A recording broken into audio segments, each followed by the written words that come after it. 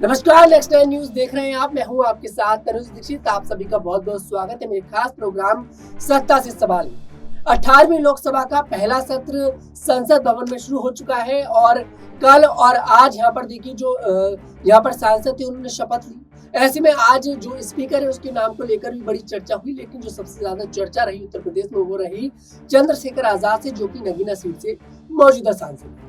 दरअसल चंद्रशेखर आजाद कहा करते थे, देखिए शुरुआत से कि दलितों, पिछड़ों, मुस्लिमों की आवाज बनूंगा, संसद भवन में जाऊंगा और इनकी बात को रखता हुआ नजर आऊंगा। अब ऐसे में चंद्रशेखर आजाद का एक बड़ा बयान सामने आया है। दरअसल एक चैनल पर इंटरव्यू देने के दौरान चंद्रशेखर आजाद ने कहा कि जो हमारे देश में महिलाओं के साथ अपमान होता जा रहा है, जो मॉब लिंचिंग का मामला बार बार देश में निकलकर सामने आता है, पेपर लीक का मामला सामने आता है, वो कहते नजर आ रहे हैं जो इंदिरा गांधी के समय में इमरजेंसी लगी थी, वो इमरजेंसी हमारे देश में आज भी लगी।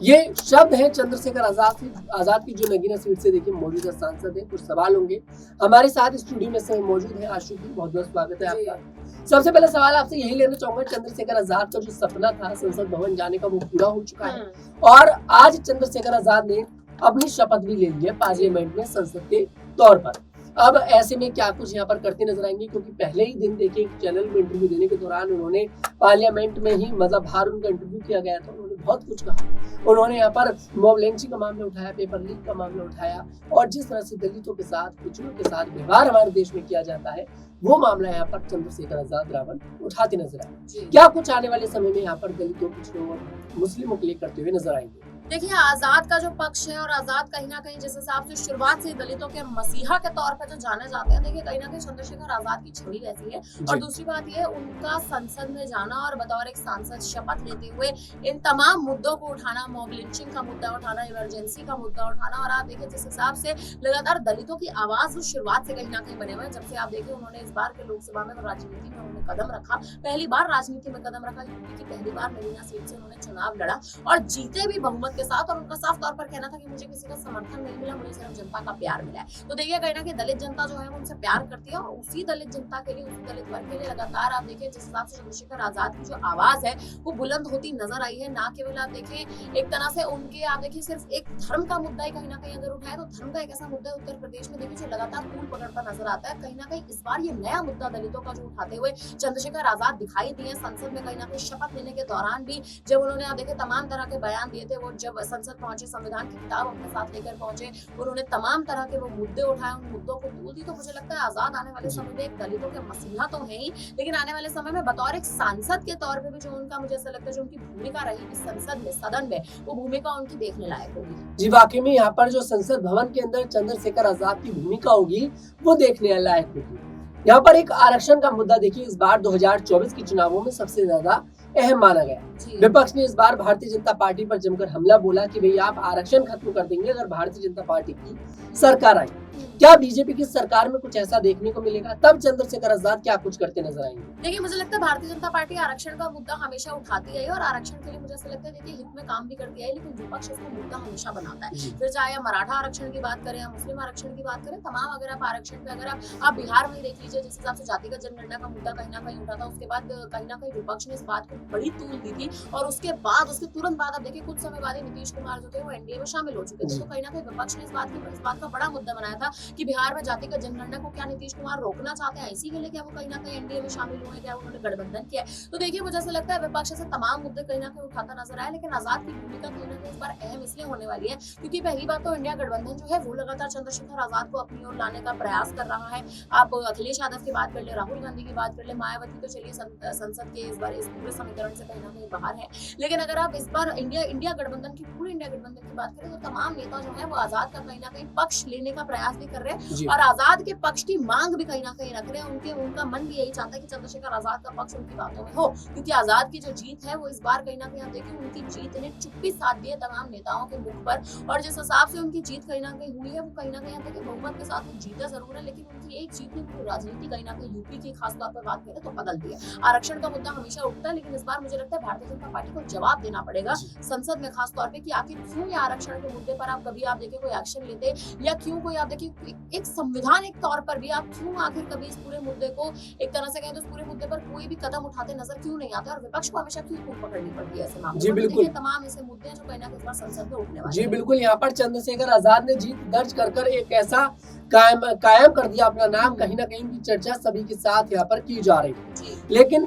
कल यहाँ पर देखिए संसद भवन में लोकसभा के स्पीकर को लेकर मतदान होने वाला है। हर बार सहमति से लोकसभा का स्पीकर बन जाता था, लेकिन पहली बार ऐसी स्थिति बन गई है कि इस बार सहमति से स्पीकर नहीं बन रहा है। भारतीय जनता पार्टी ने अपने कैंडिडेट को खड़ा कर दिया है लोकसभा स्पीकर के लिए, ओम बिरला जी के लिए, जो कि पूर्व स्पीकर भी रह चुके हैं लोकसभा के, और कांग्रेस यानी कि इंडिया गठबंधन की तरफ से के सुरेश जी को यहाँ पर खड़ा किया गया है। चंद्रशेखर आजाद की अभी कुछ दिन पहले ओम बिरला जी से मुलाकात भी हुई थी, 3-4 दिन पहले, जिसका तस्वीर उन्होंने अपने सोशल मीडिया हैंडल एक्स पर शेयर भी करी थी।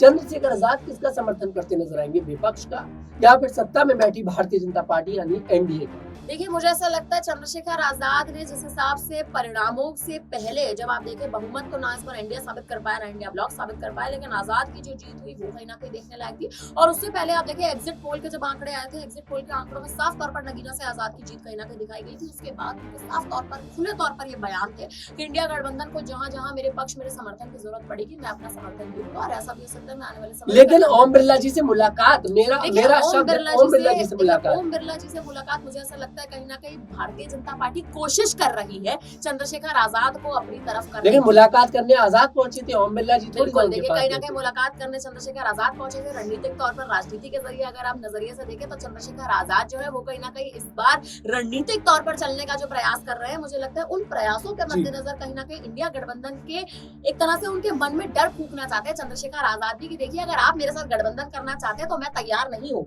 मैं अभी भी ऐसा नहीं है कि मैं इंडिया के साथ गठबंधन। इन शॉर्ट आप यही कहना चाह रही हैं कि ओम बिरला जी के साथ तस्वीर भली आ गई हो, लेकिन गठबंधन के लिए कोई आप देखें ओम बिरला को यहाँ समर्थन में सिर्फ लोकसभा के स्पीकर को लेकर, क्योंकि क्रॉस वोटिंग देखिए उसमें होती नजर आएगी, और अहम मुद्दा यहाँ पर माना जा रहा है क्रॉस वोटिंग होती नजर आएगी। और आजाद अगर क्रॉस वोटिंग करते हैं तो निर्दलीय अकेले उन्होंने चुनाव लड़ा, अकेली पार्टी है, उनके अकेले सांसद है, अपनी पार्टी से किसी को भी मत दे सकते हैं, कोई इसमें चौंकने वाली यहाँ पर बात नहीं है। आपसे आखिरी सवाल मेरा यहाँ पर रहेगा,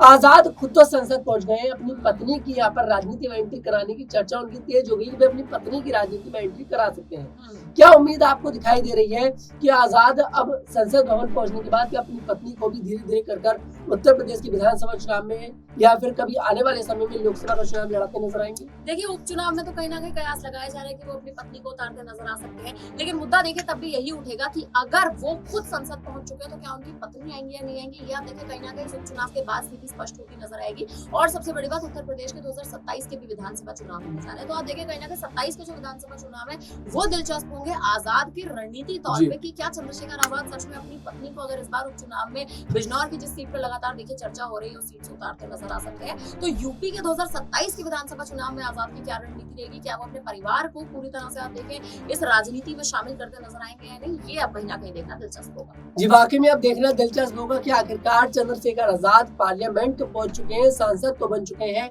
लेकिन यहाँ पर दलितों के लिए, मुस्लिमों के लिए, पिछड़ों के लिए क्या कुछ करते हुए नजर आएंगे। और कल जो यहाँ पर लोकसभा के स्पीकर का पार्लियामेंट में मतदान होने वाला है, किसको अपना मत यहाँ पर आजाद देते हुए नजर आएंगे। आपको क्या कुछ लगता है कमेंट सेक्शन में जरूर बताइएगा। आपको हमारा वीडियो पसंद है, हमारे वीडियो को लाइक करें, शेयर करें और हमारे चैनल को जरूर सब्सक्राइब करें।